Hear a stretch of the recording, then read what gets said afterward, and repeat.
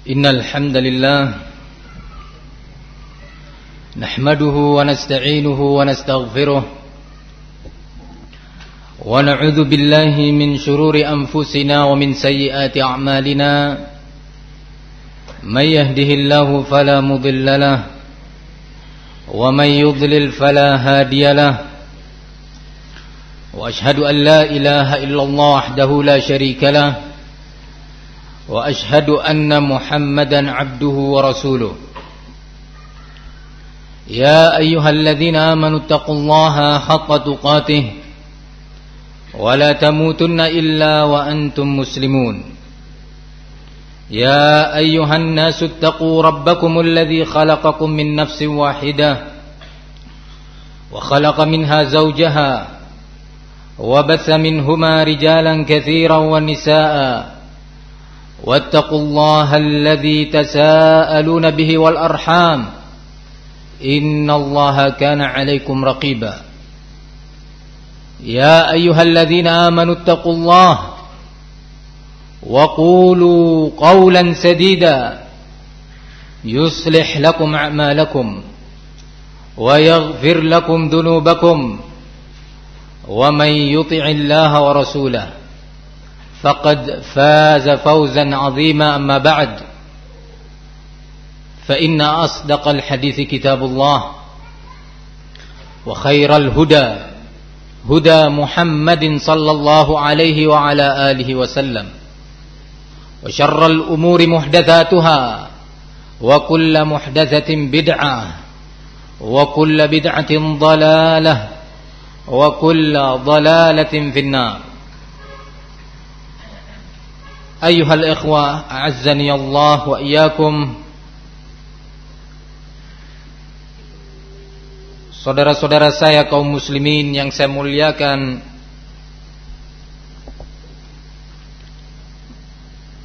kita berterima kasih dan bersyukur kepada Allah Subhanahu wa taala yang sampai hari ini masih menanamkan di hati kita al-mahabbah, rasa cinta kepada al-haq, rasa cinta dan senang, suka untuk datang ke rumahnya, ke rumah Allah,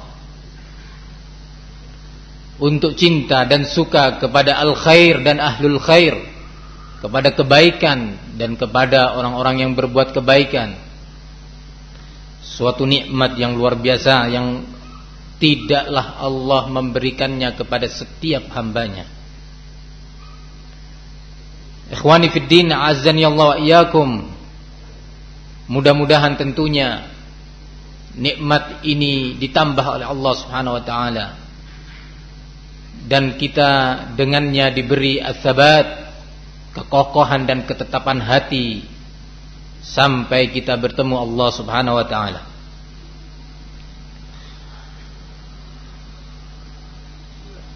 Maudhu' atau tema pembahasan kita dalam daurah kali ini, sebagaimana sudah diumumkan dan disebarkan, adalah sebuah tema pembahasan yang memiliki porsinya yang sangat tinggi di dalam dinil Islam,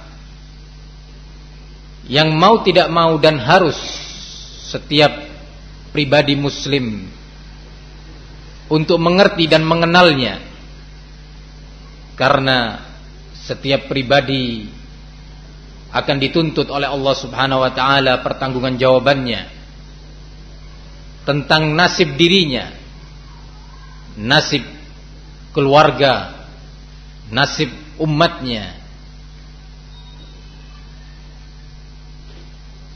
Pembahasan ini adalah pembahasan yang sebenarnya sering disuarakan dan dijadikan sebagai tema-tema seminar, tema-tema di dalam karya-karya tulis, di dalam buletin-buletin yang disebarkan di masjid-masjid di tengah-tengah umat ini.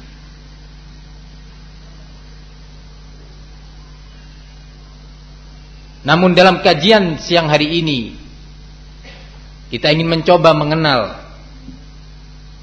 bagaimana sih sebenarnya Al-Quran dan Sunnah Rasulullah SAW membahas permasalahan ini, meletakkan tema ini dengan rincian-rincian yang telah diajarkan oleh Allah dan Rasulnya dan diterapkan oleh salaful ummah, pendahulu umat ini, generasi yang telah Allah nyatakan sebagai generasi yang berhasil, sebagai masa yang telah Rasulullah SAW menyatakan sebagai masa terbaik.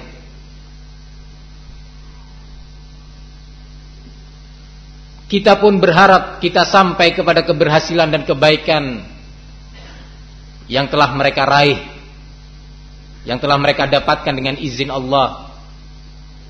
Walaupun tidak sama persis dengan apa yang mereka raih, dan itu mustahil, sesuatu yang tidak mungkin, karena memang telah dinyatakan oleh Allah itu adalah generasi yang terbaik. Rasulullah pun merekomendasikan itu adalah puncak terbaik dari Islam, yaitu generasi sahabat Rasulullah sallallahu alaihi wasallam.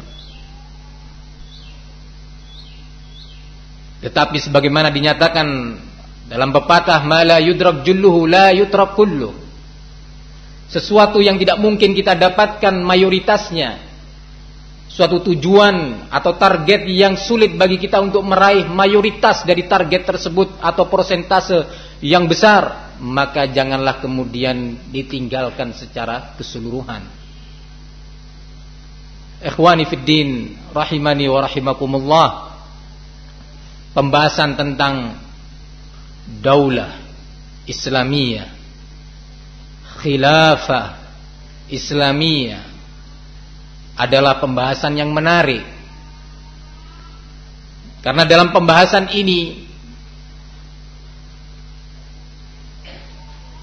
telah ikut berbicara pihak-pihak yang sebenarnya tidak punya modal untuk berbicara. Dalam topik ini telah bersuara pihak-pihak yang sebenarnya tidak berhak secara dinil Islam untuk dia berbicara. Memang sesuatu yang pantas terjadi di masa di mana Rasulullah telah menyatakan akan munculnya ar-Ruwaibidah. Qalu man ar-Ruwaibidah ya Rasulullah? Siapa itu ar-Ruwaibidah? Rasulullah menjawab, as-safih yatakallam fi umuril 'ammah, seorang yang dungu, mau sok berbicara, sok menanggapi, menyikapi perkara yang berkaitan dengan umat. Para hadirin yang saya muliakan, pembahasan kita kali ini kita ingin mencoba mengerti apa itu daulah Islamiyah. Bagaimana Allah dan Rasulnya serta para salaf umat ini, generasi terbaik ini, memandangnya, meletakkannya, memposisikannya. Khilafah, sesuatu yang kita semua mendambakannya. Khilafah Islamiyah, sesuatu yang pasti seseorang yang di hatinya ada nur iman, nurul iman, yang di hatinya ada cahaya iman, pasti dia ingin merasakannya. Tidak mungkin seorang mukmin di hatinya ada setetes iman untuk kemudian tidak suka terhadap daulah Islamiyah atau yang dinamakan khilafah al-ammah. Namun kita ingin mencoba bagaimana dan apa itu daulah Islamiyah. Kapan dinyatakan sebuah daulah, sebuah negara sebagai negara yang muslim atau negara Islam, dan kapan dia dinyatakan sebagai negara yang kafir atau kufur. Tentunya untuk menjawab ini harus dikembalikan kepada ahlinya, dikembalikan kepada orang yang memiliki perangkat-perangkat untuk menjawabnya. memiliki alat-alat medis untuk mengobati penyakit ini. Jangan kembali atau mengembalikan permasalahan ini kepada para dokter yang tidak memiliki jarum suntik untuk menyuntik pasiennya, atau seorang dokter yang tidak memiliki alat untuk melihat sejauh mana detak jantungnya dia bekerja.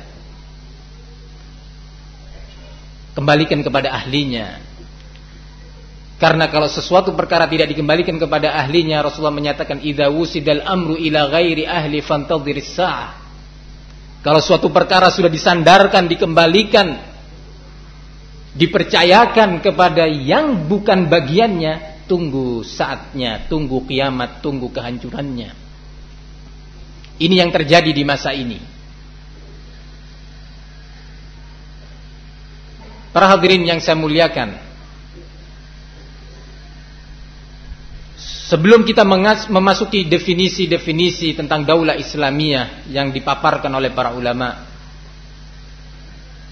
kita sekarang ini sangat sedih dan prihatin terhadap kondisi kaum muslimin,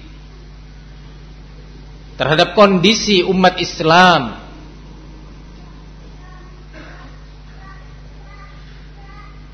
terhadap kondisi negeri kita ini.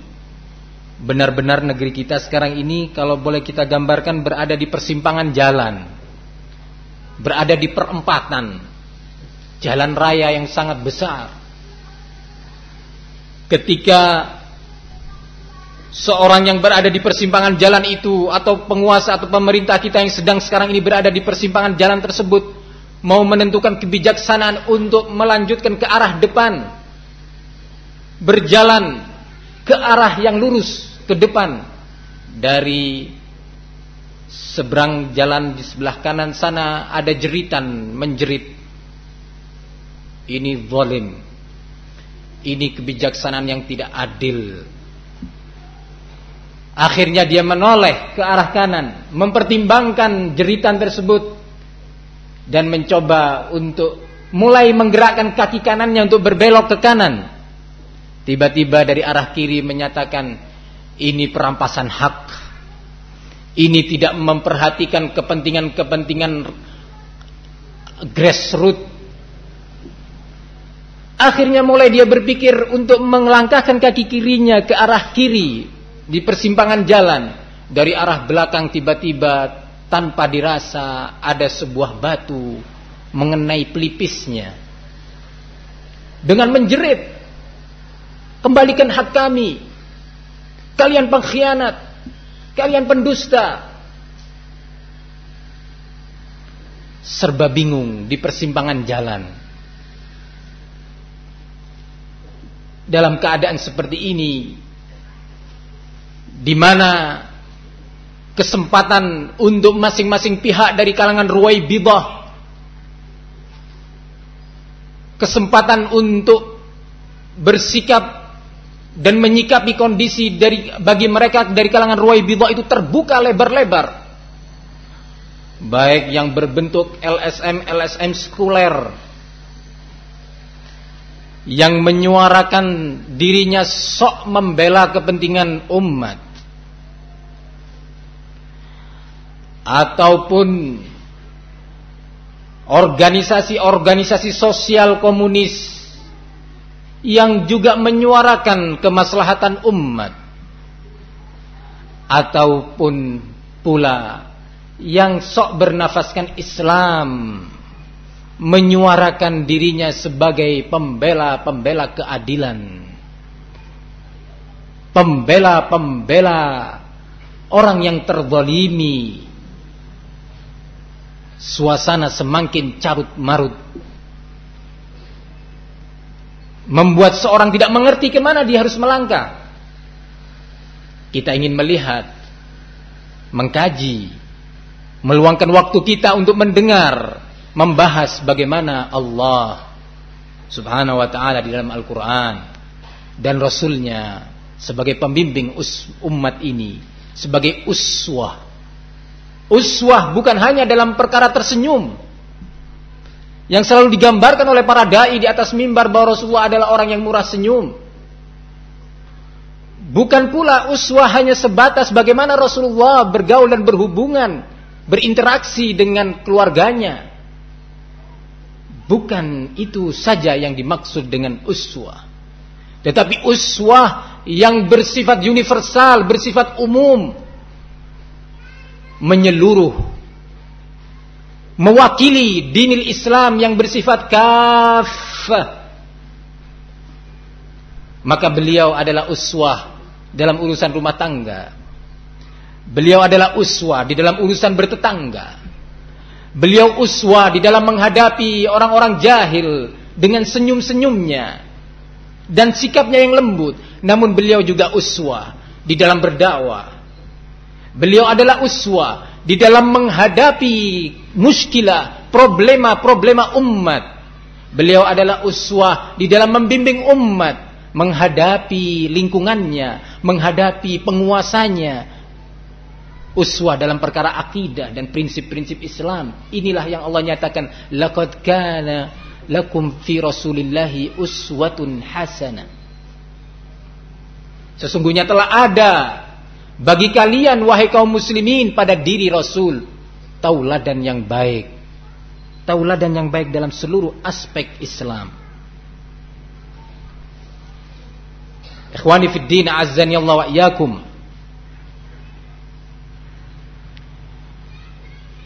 Tentunya tidak ada jalan lain untuk menyelesaikan muskilah umat ini, problema umat ini yang semakin hari semakin menumpuk, semakin hari warnanya semakin bertambah.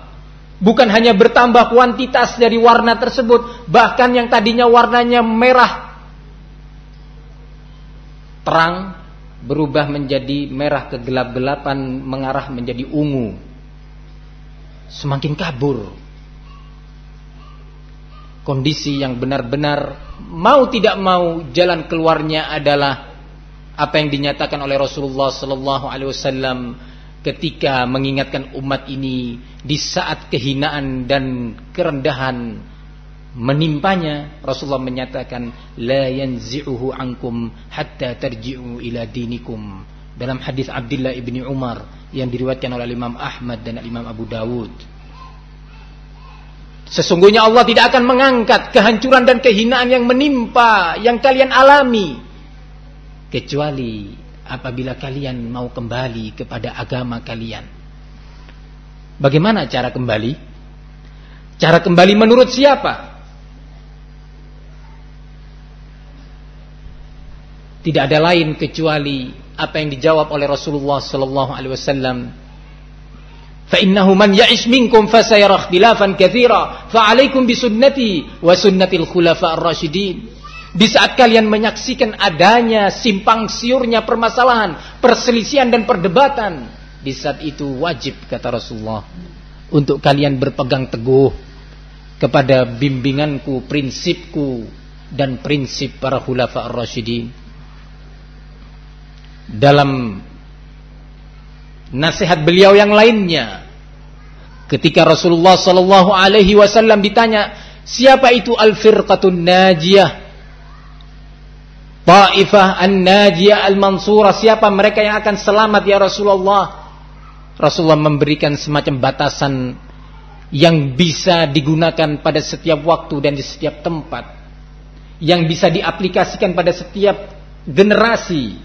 Rasulullah menyatakan, man kana mithlu ana alaihi al-yaum wa ashabi, mereka-mereka yang selamat barang siapa yang kondisinya sama dengan kondisiku dan kondisi para sahabatku. Kondisi dia di dalam bersikap, cara atau kondisi dia di dalam berakidah, cara dan kondisi dia di dalam berdakwah, cara dan kondisi dia di dalam bermuamalah dan melakukan pembinaan-pembinaan umat dengan cara Rasulullah sallallahu alaihi wasallam dan para sahabatnya, bukan dengan cara filsafat, bukan dengan cara dan metode-metode yang didatangkan dari negeri-negeri asing Tetapi dari mereka generasi terbaik. Para hadirin yang saya muliakan, tadi saya katakan bahwa ketika kita ingin membicarakan tentang daulah, apa definisi daulah Islamiyah? Kapan dinyatakan daulah Islamiyah itu sebagai daulah Islamiyah dan masih tetap dalam bingkai Islam? Tentunya yang bisa menjawab ini adalah para ahlinya dari kalangan ulama. Dari mereka-mereka ahlul ilm yang mengerti tentang kitabullah dan sunnah Rasul sallallahu alaihi wasallam, mengerti tentang aqwal, pendapat dan ra'yu para ulama salaf dahulu, sehingga bisa meletakkan masalah sesuai dengan porsinya pada tempatnya masing-masing, memilah-milah satu masalah dengan masalah yang lainnya, sehingga tidak tercampur aduk antara satu masalah dengan masalah yang lainnya. Para hadirin yang saya muliakan, tentunya tidak mungkin ketika kita mau berbicara tentang definisi daulah Islamiyah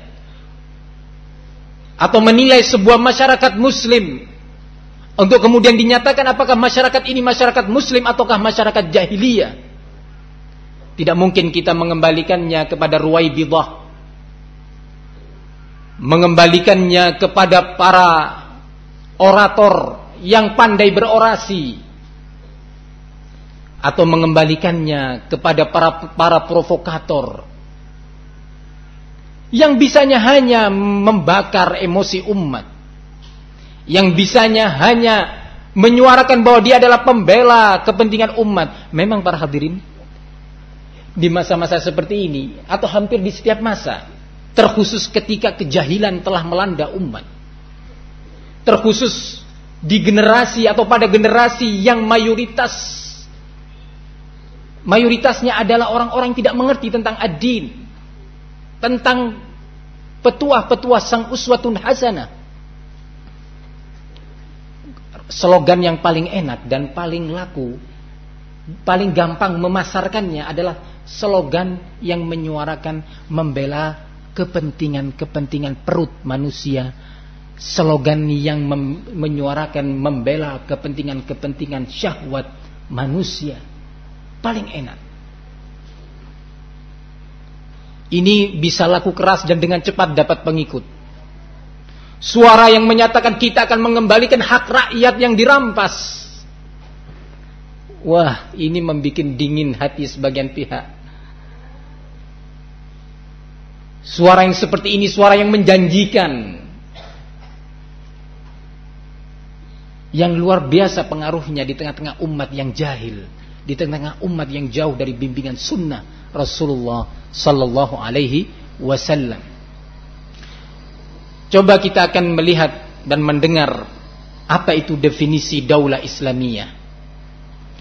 Sebuah daulah dinyatakan dia adalah daulah Islamiyah adalah apa yang disebutkan diantaranya dan didefinisikan oleh Syekhul Islam Ibnu Taimiyah rahimahullah di dalam Majmu' al-Fatawa,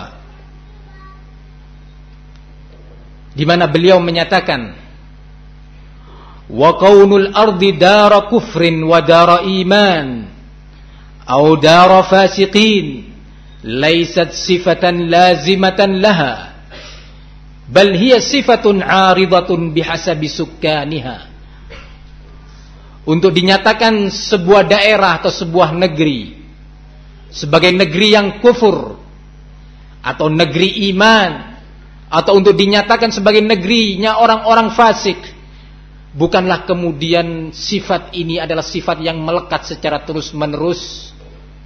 Kalau sudah negeri kafir, ya kafir sampai hari kiamat. Tidak.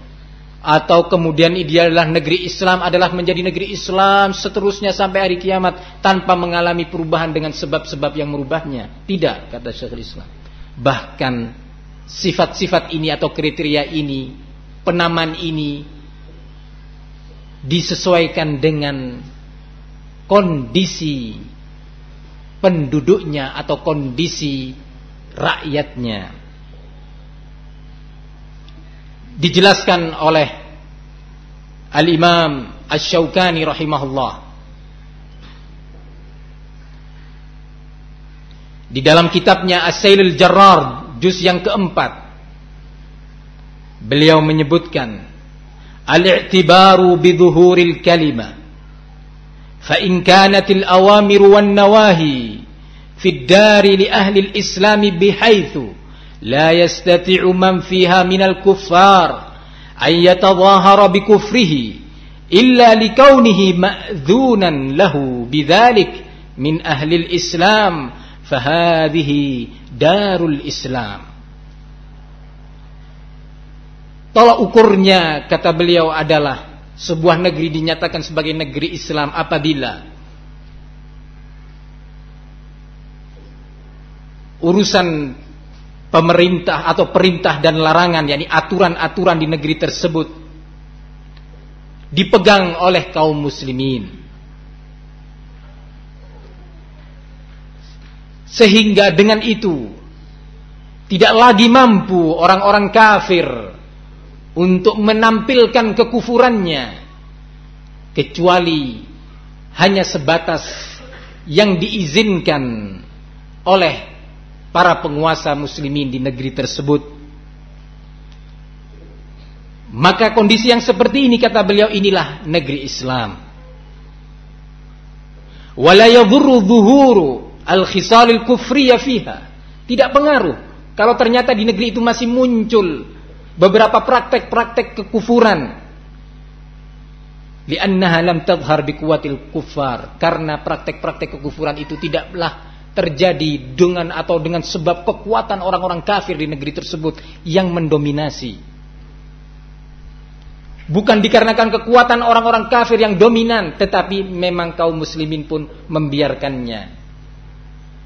Sebuah negeri, kata Al-Imam Asy-Syaukani rahimahullah, yang di sana terdapat kaum muslimin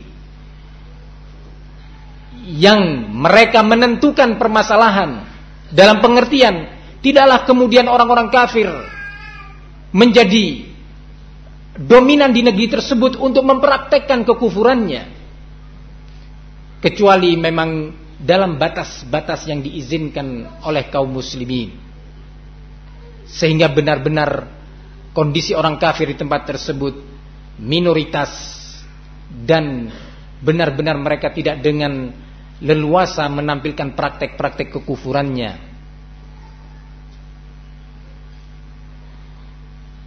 Kemudian yang berikutnya, kita ingin mencoba mengambil kesimpulan dari definisi-definisi para ulama tadi. Asy-Syaikh Al-Utsaimin rahimahullah menyatakan, ketika menjelaskan dan membedakan antara negeri kufur dengan negeri Islam, beliau menyatakan, wa baladus syirki huwa alladhi tuqamu fiha sya'airul kufur wa la tuqamu fihi sya'airul islam kal adhani was salati jama'atan wal jum'atu ala wajhin amin syamil. Ciri-ciri negeri syirik atau negeri kufur itu adalah, kata beliau, negeri yang sama sekali tidaklah dipraktekkan di sana syiar-syiar Islam, negeri yang justru di sana dipraktekkan syiar-syiar, lambang-lambang kekufuran, praktek-praktek kekufuran. Tidak lagi ditegakkan di sana atau dipraktekkan azan dan sholat jamaah, dan tidak pula ditegakkan di sana sholat Jumat yang sifatnya menyeluruh, yang sifatnya mendominasi negeri tersebut. Kata beliau, hal ini dalam rangka untuk membedakan dengan beberapa negeri kafir yang di sana ada sholat jamaah, ada masjid, ada juga sholat Jumat, ada juga sholat hari raya, sholat Id, Idul Fitri dan Idul Kurban. Tetapi pelaksanaan syiar-syiar tadi bukan dalam bentuk yang mendominasi negeri tersebut, atau hanya dilakukan oleh orang-orang minoritas dari kalangan muslimin, sehingga azan tidak terdengungkan sebagaimana di negeri-negeri muslimin. Yang seperti ini tidak digolongkan atau tidak diklasifikasikan sebagai negeri muslim, seperti kata beliau atau kata para ulama yang lainnya, di Amerika atau di Perancis. Di sana ada muslimin, di sana kaum muslimin melakukan sholat jamaah, di sana kaum muslimin melakukan sholat Jumat. Tetapi pelaksanaan beberapa syiar-syiar Islam itu tadi di negeri tersebut bukan dalam bentuk yang mendominasi negeri tersebut. Hanya sebatas beberapa orang yang minoritas yang melakukannya. Maka seperti ini tidaklah digolongkan negeri muslim. Dan sebaliknya, ketika suatu negeri mayoritas penduduknya adalah muslimin, ditegakkan di sana syiar-syiar Islam. Yang dimaksud dengan syiar-syiar Islam dijelaskan oleh para ulama seperti yang tadi saya sebutkan, adalah sholat Jumat, sholat berjamaah, didengarkannya kumandang azan di negeri tersebut, ada sholat Id, pemerintahnya mengizinkan sholat jamaah, pemerintahnya mengizinkan sholat Jumat, membiarkan kaum muslimin mengumandangkan azannya di masjid-masjid, membiarkan muslimin membangun masjid-masjidnya. Maka negeri ini adalah negeri muslim. Walaupun ternyata di sana ada beberapa praktek-praktek yang menyelisihi syariat Islam. Kalau kita aplikasikan beberapa definisi dari kalangan ulama ini, niscaya kita bisa menyimpulkan bahwa alhamdulillah kita masih hidup di negeri muslimin. Kita masih hidup di sebuah negara yang muslim. Sebuah negara yang masih mengizinkan kepada rakyatnya untuk mengumandangkan azan, untuk melaksanakan sholat Jumat dan sholat jamaah, untuk melakukan sholat Id dengan bebas kaum muslimin menampilkan keislamannya. Alhamdulillah, karena banyaknya masjid-masjid di negeri kita, sampai-sampai suara azan itu bersautan. Masjid ini belum selesai azan, gak jauh dari sini 100 meter ada masjid lagi azan. Sampai bingung yang mana yang mau dijawab. Karena banyaknya azan, karena banyaknya masjid, karena banyaknya muslimin yang mendirikan masjid. Sholat Jumat, mau sholat di mana silakan, telat di sebelah sini bisa ke sebelah sana. Ya. Subhanallah, negeri yang alhamdulillah adalah negeri atau negara yang muslim. Namun ketika pendefinisian ini dikembalikan kepada Ar-Ruwaibidah, kepada para provokator yang memprovokasi umat dengan slogan mengembalikan hak-hak umat yang dirampas, dikembalikan kepada sastrawan dan dikembalikan pula kepada novelis-novelis. Di saat ini dalam kondisi seperti itu, maka keadaan semakin genting dan carut marut. Kita ingin menyebutkan beberapa definisi menurut mereka, dan kita ingin mendengar dari mereka kira-kira program apa yang mereka nyatakan. Di antara mereka adalah seorang pujangga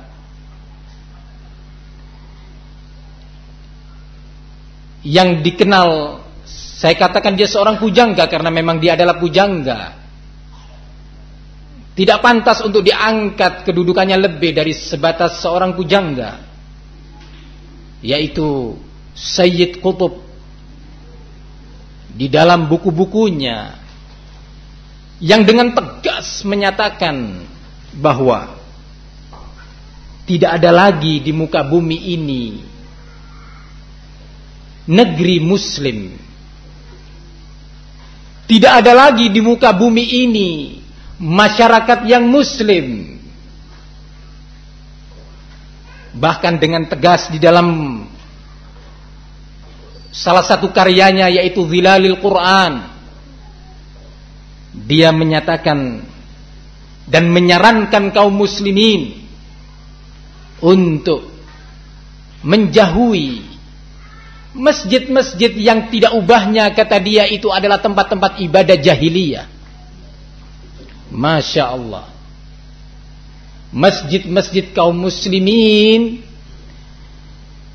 yang Allah nyatakan sebagai Baitullah, yang didirikan oleh kaum muslimin untuk sujud dan ruku, merendahkan diri kepada Sang Pencipta Al-Khaliq Allah Subhanahu wa taala, dinyatakan oleh sang pujangga ini sebagai tak ubahnya adalah tempat-tempat ibadah jahiliyah yang seharusnya kaum muslimin, kata dia, mulai berdiam di rumahnya masing-masing dan beribadah di rumahnya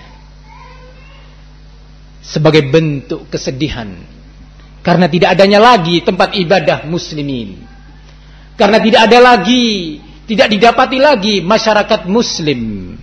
Luar biasa.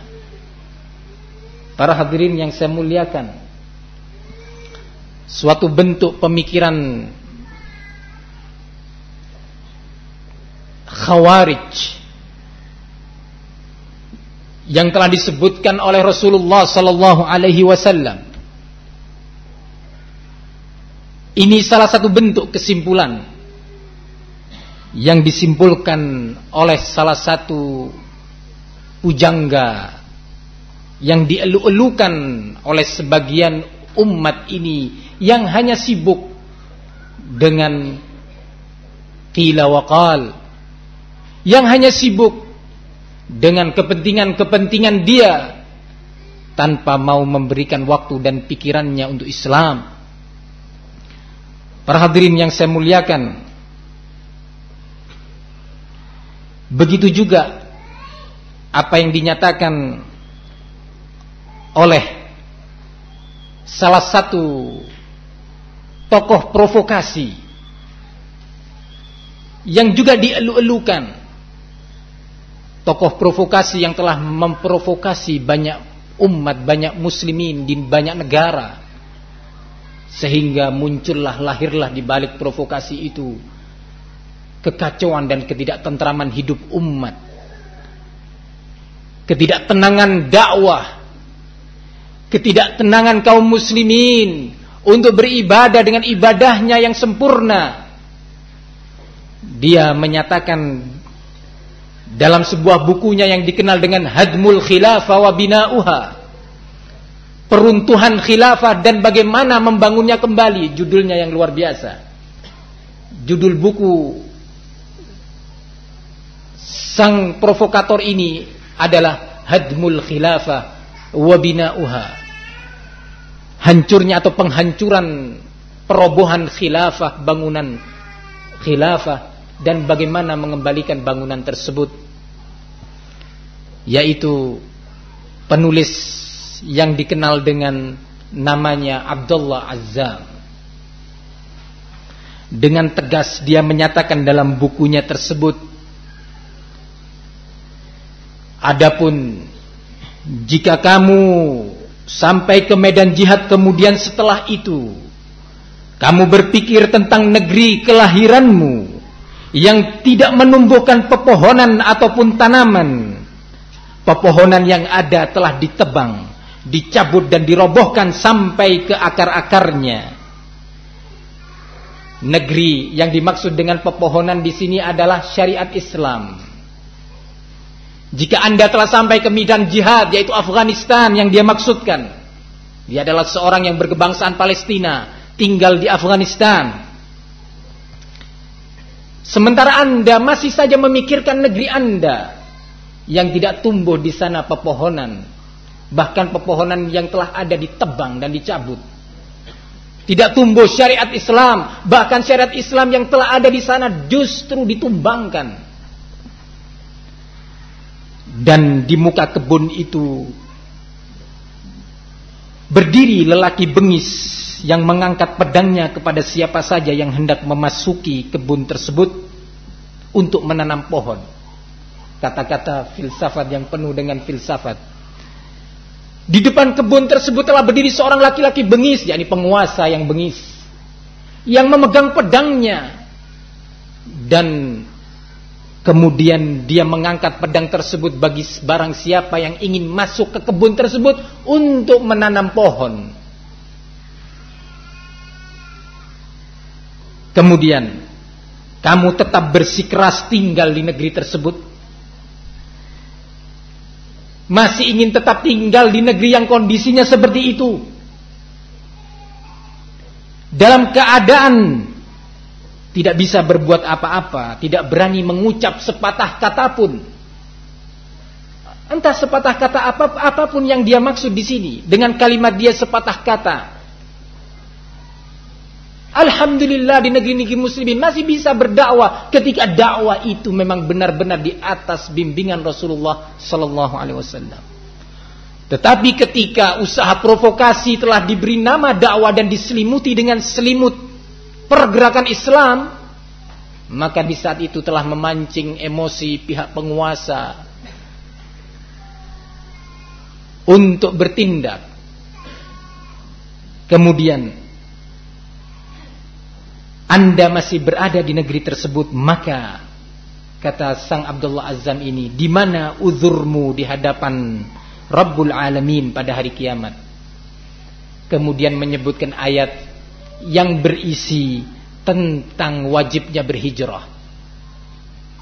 Ayat yang menegaskan tidak ada uzur bagi kaum muslimin yang masih tinggal di negeri orang-orang kafir dalam keadaan tidak bisa menegakkan syiar-syiar Islam. Masya Allah. Dalam keadaan dia menghimbau dan berceramah kepada para mujahidin yang berdatangan ke Afghanistan dari sekian penjuru negeri muslimin di dunia ini, datang dari Jaziratul Arabiyah, datang dari negeri Syam, datang dari Asia, datang dari Afrika, dari negeri-negeri muslimin, anak-anak muslimin. Kemudian dinyatakan bahwa negeri-negeri Anda adalah negeri yang harus Anda tinggalkan, hijrah, dan Anda tidak punya uzur untuk masih tetap tinggal di tempat tersebut. Suatu definisi yang salah kaprah. Para hadirin yang saya muliakan, kemudian bertolak dari definisi yang keliru, dari apa yang didefinisikan oleh para ulama kibar yang menegaskan tentang bahwa daulah Islamiyah atau negara muslim itu adalah negara yang mayoritas penduduknya adalah muslimin, dan ditegakkan di sana, terlihat di sana syiar-syiar Islam seperti azan, dikumandangkannya suara azan, kaum muslimin bisa sholat berjamaah, bisa duduk di masjid, bisa bersolat Jum'ah, bisa melakukan Id, bisa bersaum Ramadan dengan terang-terangan. Syiar-syiar Islam. Bahkan alhamdulillah kalau hari raya kayak di negeri kita ini, ya, suara takbir itu bergemuruh sampai dengan mobil-mobil. Ya. Bukankah begitu? Alhamdulillah, meneriakkan Allahu Akbar, Allahu Akbar, Allahu Akbar. Memang betul beberapa waktu yang lalu dilarang oleh pemerintah takbir keliling. Kenapa sebab dilarangnya? Kenapa? Mudaratnya ya. Karena sambil bertakbir ya namanya anak-anak jahil, cinta kepada Islam tapi nggak ngerti bagaimana Islam. Bertakbir sambil bergelantungan di truk, akhirnya dia jatuh kelindes. Atas dasar itu pemerintah membuat kebijaksanaan dilarang takbir keliling dengan kendaraan-kendaraan. Bukan dilarang bertakbirnya, bukan, jangan keliru. Jangan diprovokasi umat ini bahwa kebijaksanaan ini sesat menyesatkan, jangan. Kebijaksanaan ini dikeluarkan untuk kemaslahatan umat. Para hadirin, alhamdulillah di negeri yang seperti ini, walaupun kita menyatakan kita berharap negeri ini benar-benar kembali kepada tauhid, benar-benar kembali kepada sunnah Rasulullah secara menyeluruh sesuai dengan bimbingan Allah dan Rasulnya. Namun kita akan melihat nanti bagaimana bimbingan hadis-hadis Rasul Sallallahu Alaihi Wasallam di dalam meletakkan pokok-pokok dasar sebuah negara dinyatakan muslimah, yang berlaku kepada kita aturan-aturan Islam di dalam bersikap kepada negara tersebut. Kita akan mendengar bagaimana sabda-sabda beliau Rasulullah Sallallahu Alaihi Wasallam. Para hadirin yang saya muliakan, bertolak dari definisi yang keliru dan sesat menyesatkan ini tadi, salah seorang novelis yang terkenal dengan nama Abul A'la Al-Maududi, bukan seorang ulama, bukan, seorang novelis yang pintar membuat novel, menyatakan dengan tegas, kata dia, mungkin telah jelas bagi Anda dari tulisan-tulisan dan karya-karya kita bahwa tujuan kita yang paling tinggi yang kita perjuangkan adalah, coba kita perhatikan, tujuan paling tinggi yang kita perjuangkan adalah mengadakan gerakan penggulingan kepemimpinan.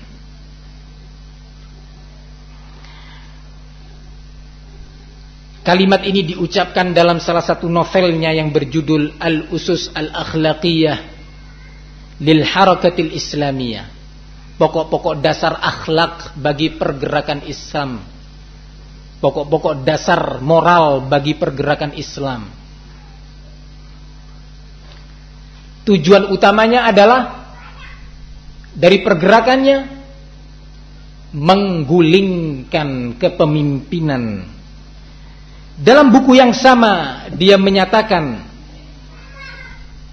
ketika dia menasehati kaum muslimin dan mereka-mereka yang melakukan pergerakan dengan pergerakan-pergerakan Islam, kata dia, kalau seorang ingin membersihkan bumi ini dan menggantikan kejahatan dengan kebaikan, kekacauan dengan keamanan, menggantikan dekadensi moral dengan moral yang baik, tidak cukup, kata dia, hanya sekedar mengajak atau menyeru umat untuk berakhlak dan bermoral dengan akhlak dan moral yang baik. Tidak cukup itu, tetapi mereka harus berusaha untuk mengumpulkan unsur-unsur umat yang saleh sebanyak mungkin kuantitasnya, untuk kemudian dari sana dibentuklah kekuatan untuk merebut kepemimpinan dunia yang sekarang sedang dipegang oleh mereka, dan kemudian kita mengadakan revolusi.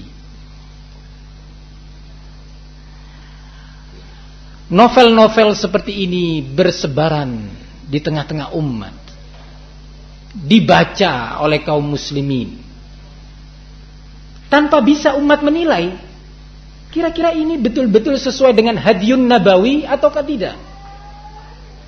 Apakah memang suara-suara seperti ini sesuai dengan bimbingan Rasul dan para sahabatnya, atau ternyata justru 180 derajat berbalik.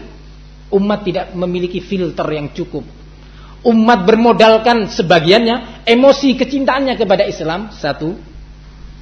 Umat sebagiannya bermodalkan kepentingan-kepentingan dia yang merasa akan dibela, ikut mendukung suara-suara seperti ini, ikut menyebarkan slogan-slogan dan pamflet-pamflet yang menyuarakan reklame seperti ini. Umat yang penuh dengan kejahilan tentang ilmu din, tidak memiliki filter untuk menilai, mengoreksi apa yang ada di sekitarnya. Setiap seruan yang memanggil dia datang mendatanginya. Setiap ada seruan menjerit di arah sana, datang umat ini mengerumuninya. Para hadirin yang saya muliakan, sebagian pergerakan-pergerakan Islam meletakkan dasar-dasar pergerakannya dengan tegas menyatakan, sebagaimana mereka sebarkan di dalam buletin-buletin yang dibaca oleh sebagian umat ini di sebagian masjid-masjid, buletin-buletin yang selalu sering menampilkan tema khilafah, khilafah, khilafah, menyatakan bahwa inti daripada pergerakan kami adalah menghasilkan umat yang mau memahami dan menyadari kemaslahatannya yang harus mereka terima, kepentingan mereka yang harus mereka rasakan, yang justru telah sering direbut oleh para penguasa dan diabaikan oleh sistem yang ada. Subhanallah. Tujuan utama pergerakannya adalah mengingatkan umat agar mau sadar dan faham tentang kepentingannya dan hak-haknya yang telah direbut oleh penguasa, untuk menuntutnya, memintanya dan memaksanya. Bahkan di dalam beberapa edisinya menyatakan, kalau perlu kita mengangkat senjata untuk mengembalikan hak-hak tersebut. Apakah cara yang seperti ini adalah caranya Rasul? Atau itu adalah cara para provokator dan teroris Khawarij yang telah diletakkan oleh perintis pertamanya di zaman Rasulullah sallallahu alaihi wasallam, seorang yang dikenal dengan Dzul Khuwaisirah, yang menampilkan dirinya sebagai penegak keadilan, yang menyuarakan keadilan dan kesejahteraan bagi umat, menyatakan kepada Rasulullah dengan memegang kerah baju Rasulullah, "I'dil ya Muhammad." Berbuat adillah engkau wahai Muhammad, sesungguhnya pembagian ini, yakni pembagian pampasan perang, tidaklah adil dan bukanlah pembagian yang didasari keikhlasan kepada Allah. Ini perintis teroris pertama, perintis gerakan terorisme yang dilakukan oleh pendirinya, yaitu Dzul Khuwaisirah, yang kemudian Rasulullah menyebutkan akan muncul dari anak keturunan orang ini orang-orang yang akan melanjutkan kiprahnya, yang kemudian Rasulullah menjawab seruan provokasi dari Dzul Khuwaisirah ini. Alhamdulillah, karena orang yang di sekitarnya adalah orang-orang yang dididik dengan ilmu din oleh Rasulullah SAW, orang-orang yang tidak mengendahulukan kepentingan dan penuntutan haknya yang merasa dirampas, yaitu para sahabat Nabi, tidak terprovokasi dengan itu. Dan Rasulullah dengan tenang menjawab, "In lam a'dil ana faman ya'dil wa ana aminun man fis sama." Kalau seandainya saya, yakni Rasul, sudah tidak bisa lagi berbuat adil, kira-kira siapa lagi yang bisa berbuat adil? Sementara saya ini adalah orang kepercayaan zat yang berada di langit, kepercayaan Rabbul Alamin. Kalau saya sudah gak bisa berbuat adil, kira-kira siapa lagi yang bisa berbuat adil? Kata Rasulullah Sallallahu Alaihi Wasallam. Orang ini pergi dengan garangnya. Alhamdulillah, orang yang di sekitarnya, para sahabat yang berilmu, tidak terprovokasi, di bawah bimbingan seorang Rasul, sebagai seorang da'i penyeru kepada al-haq, menenangkan suasana. Para hadirin yang saya muliakan, kita mencoba ingin melihat bagaimana sebenarnya seruan dan usaha untuk mewujudkan khilafah dan daulah Islamiyah. Sebagian pihak setelah menilai bahwa negeri-negeri ini adalah negeri-negeri kafir,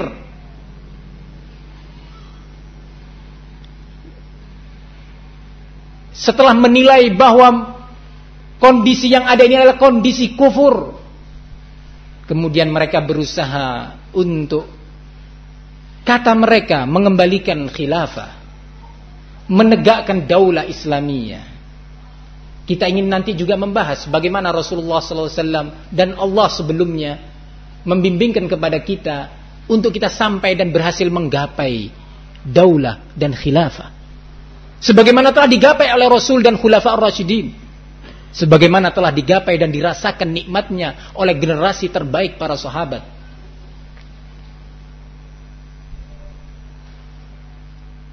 Para hadirin yang saya muliakan, sebagian pihak menyatakan bahwa tidak mungkin kita sampai kepada daulah Islamiyah, tidak mungkin kita mewujudkan sebuah khilafah Islamiyah kecuali dengan satu-satunya jalan, yaitu jihad fisabilillah. Sekarang ingin memolesi gerakan dan tindakan dia, kebrutalan dan teror dia dengan nama dan simbol jihad. Butuh sewaktu-waktu kita untuk mengadakan kajian dan pembahasan apa itu jihad, siapa itu mujahidin, siapa yang harus dijihadi, siapa yang harus diperangi, kapan umat ini harus berjihad. Ini semua dibahas oleh para ulama dalam pembahasan ilmiah, bukan pembahasan para orator atau provokator, bukan. Pembahasan ahlul ilmi yang kita diperintahkan oleh Allah untuk mengembalikan jawaban-jawaban permasalahan kita kepada mereka. Ternyata jihad yang dimaksudkan adalah sebagaimana disuarakan oleh penulis-penulis mereka dan dai-dai mereka, adalah usaha penggulingan penguasa yang sedang berkuasa. Karena negara itu sudah tidak lagi Islami, karena negara itu bukan lagi negara Islam, bahkan dia adalah negara kufur. Kenapa itu negara kufur? Kenapa negara ini atau negeri ini dinyatakan negeri kafir? Dengan lantang menyuarakan ayat Al-Quran di dalam surat Al-Ma'idah, وَمَنْ لَمْ يَحْكُمْ بِمَا أَنْزَلَ اللَّهُ فَأُولَئِكَ هُمُ الْكَافِرُونَ. Barang siapa yang tidak berhukum dengan hukum-hukum yang diturunkan oleh Allah Subhanahu wa taala, maka mereka adalah orang-orang kafir. Dengan akal pendek yang telah diselimuti oleh emosi dan keterbatasan memahami nas-nas Al-Quran dan Sunnah Rasul Sallallahu Alaihi Wasallam dan sejarah para salaful ummah, pendahulu generasi umat ini, dia dengan tegas menyatakan bahwa ini adalah negara kafir yang harus segera digulingkan dengan kekuatan dan mengangkat senjata. Dan mereka namakan ini adalah jihad. Para hadirin yang saya muliakan,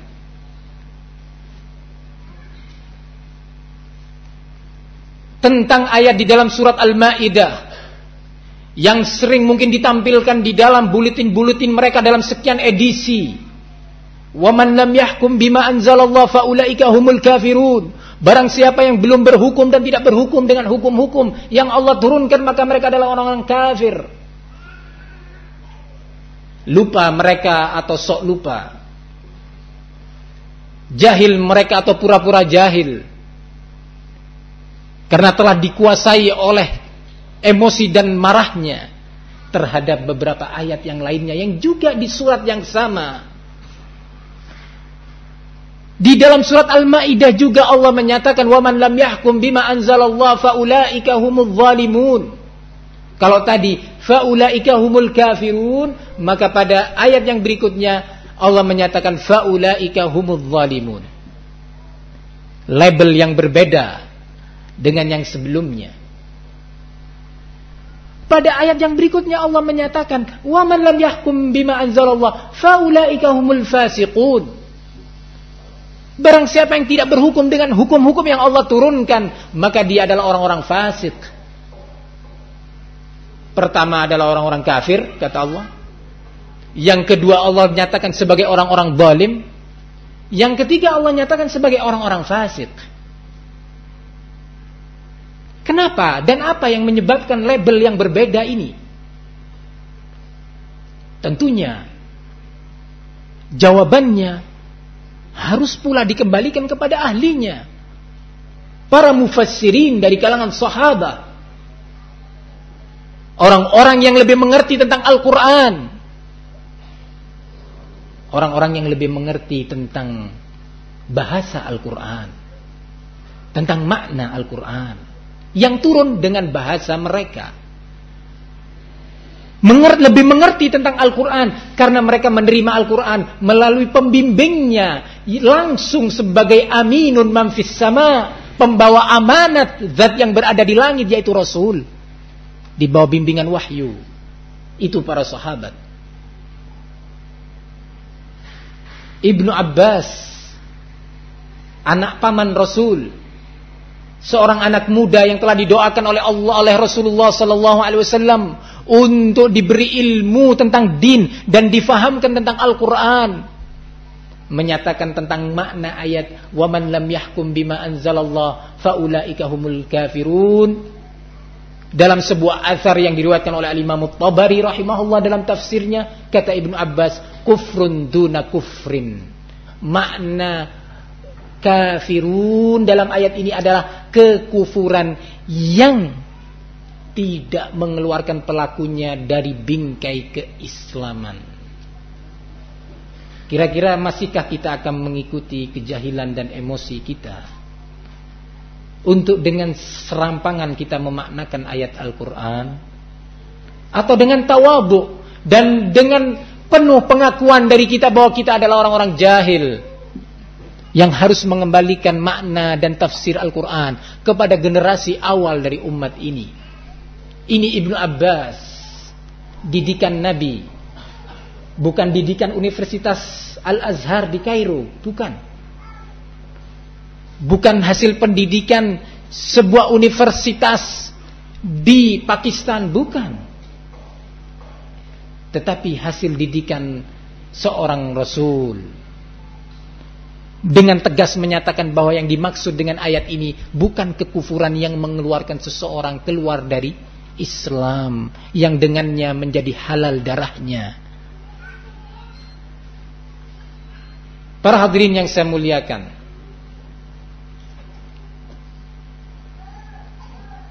bukanlah pembahasan kita membahas tentang makna ayat itu, tetapi yang ingin kita bahas adalah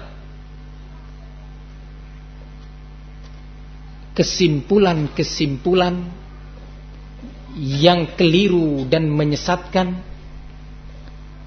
yang mengajak umat ini untuk selalu menentang penguasanya dengan alasan untuk menegakkan daulah Islamiyah dengan definisi yang keliru dan menyesatkan pula, dengan alasan penguasa telah merebut hak umat. Kita ingin melihat bagaimana Rasulullah menasihati umat ini ketika mendapati penguasa yang telah mencegah kemaslahatan dan kepentingan rakyatnya untuk diberikan dan ditunaikan. Rasulullah sallallahu alaihi wasallam pada suatu hari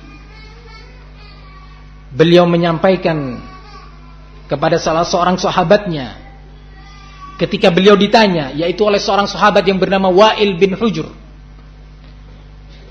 Seorang sahabat bernama Wa'il bin Hujr bertanya kepada Rasulullah, ya Rasulullah, ara'aita in kana alaina umara yamna'una haqqana wa yas'aluna haqqaha. Ya Rasulullah, bagaimana pendapatmu, nasihatmu, bimbinganmu ketika ternyata kami mendapati seorang penguasa yang mencegah dan merampas hak-hak kami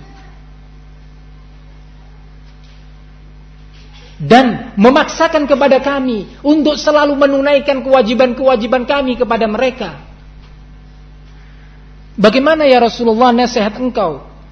Rasulullah, coba kita bandingkan bagaimana Rasulullah membimbing sahabatnya dan umat ini sekaligus dengan slogan-slogan provokasi yang ada. Coba kita dengarkan jawaban Rasulullah kepada Wa'il bin Hujr, seorang sahabatnya. Isma'u wa ati'u, fa innama alaihim ma hummilu wa alaikum ma hummiltum. Hadis ini diriwayatkan oleh Imam Muslim rahimahullah. Tetaplah kalian mendengarkan perintah-perintah penguasa kalian, dan kalian taati perintah-perintah penguasa tersebut. Sesungguhnya mereka akan ditanya oleh Allah, dimintai pertanggungjawabannya jawabannya tentang perkara yang telah ditugaskan, diamanatkan kepada mereka, dan kalian sendiri pun akan dimintai pertanggungjawaban oleh Allah tentang apa-apa yang telah diwajibkan kepada kalian. Ini jawaban Rasulullah kepada sahabatnya. Siapa itu? Wa'il bin Hujr.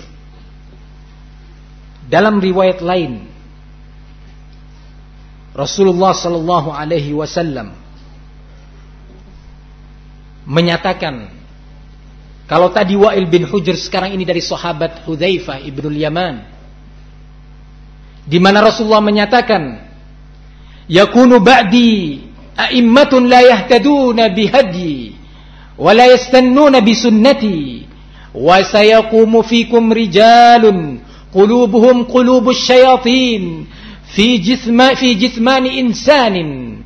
Qultu kaifa asna'u idza adraktu dzalik. Akan muncul, kata Rasulullah sallallahu alaihi wasallam, setelah sepeninggalku, para pemimpin-pemimpin yang tidak mencari petunjuk atau berusaha mendapatkan petunjuk dan bimbingan dengan bimbinganku, dan tidak pula mereka mau menerapkan sunnahku.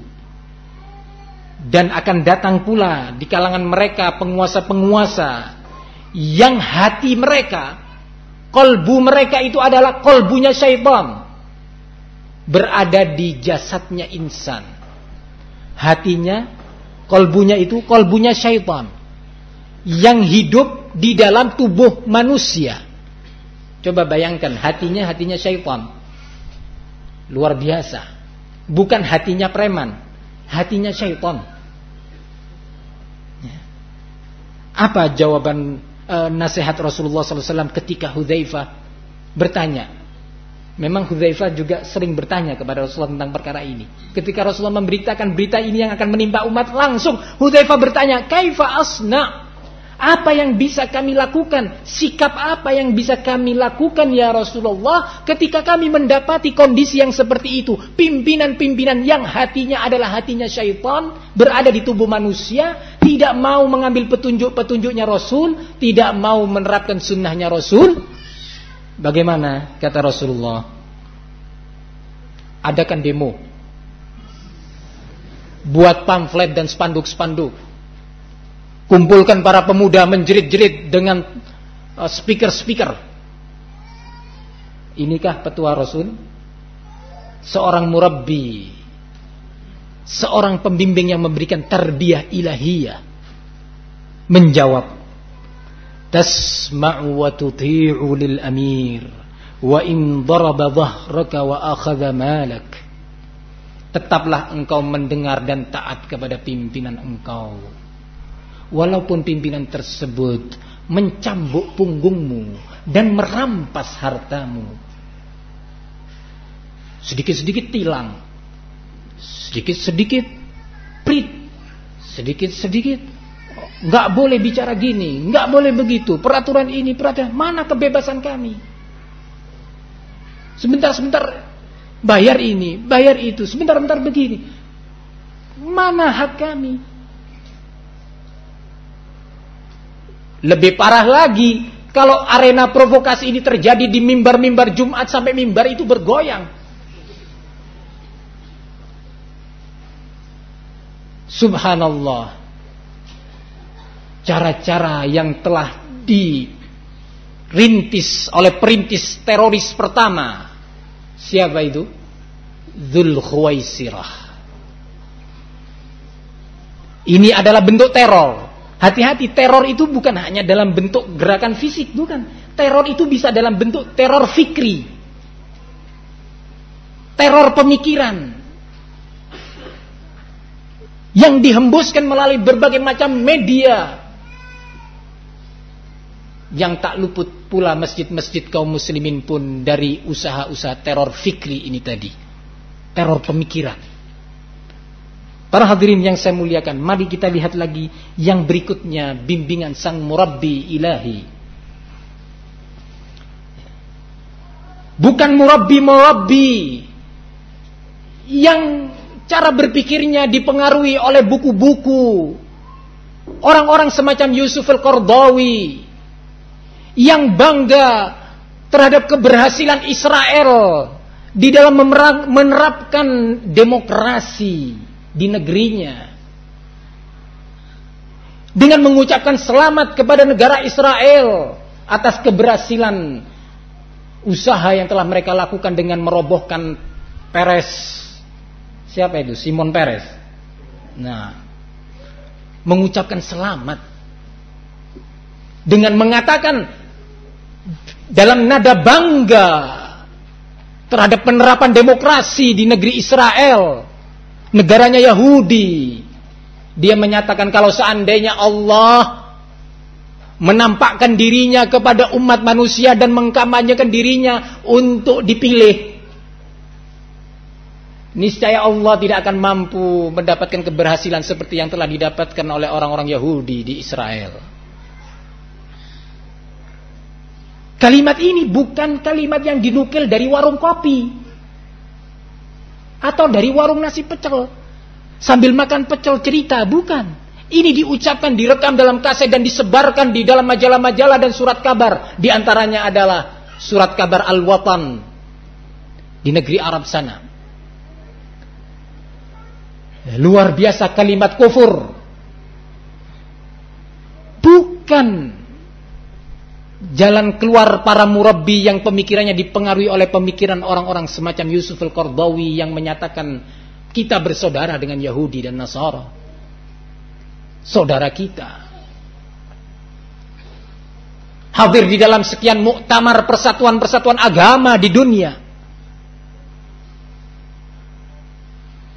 Bukan pula jalan keluar di dalam menghadapi penguasa hasil dari bimbingan para murabbi yang dia bangga dengan menyatakan bahwa cara berpikir saya dan pola pergerakan saya banyak dipengaruhi oleh sebuah buku, The Magic of Thinking Big. Berpikir besar atau berjiwa besar dalam berpikir atau yang semakna inilah karya seorang Yahudi, David G. PhD. Ya salam, dengan bangganya. Apa buku yang paling Anda sukai?